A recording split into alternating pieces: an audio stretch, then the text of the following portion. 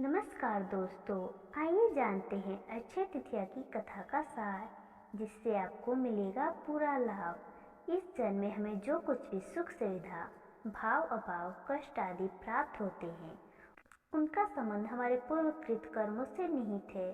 संसार कर्मों का लेखा जोखा और विधि का विधान है।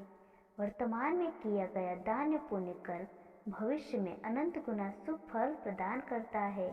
धार्मिक मान्यताओं के अनुसार अक्षय तृतीया जैसे पर्व का उद्देश्य इस लोक के साथ परलोक को सुधारना भी है।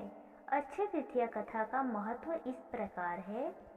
एक बार युधिष्ठिर ने जब भगवान श्री कृष्ण से अक्षय तृतीया का महत्व पूछा तो उन्होंने बताया कि अक्षय तृतीया की पावन तिथि में जो पुण्य कर्म किए जाते हैं उनका फल अक्षय होता है।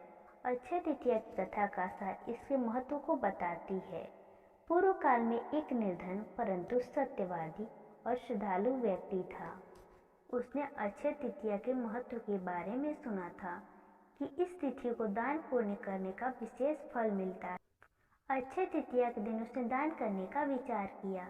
दान हेतु सोना, चांदी, वस्त्र, घड़ा, पंखा, जौ, सत्तू, चावल, नमक, गेहूँ, गुड़, घी आदि वस्तुएं भगवान के चरणों में अर्पण कर दान करने का संकल्प लिया।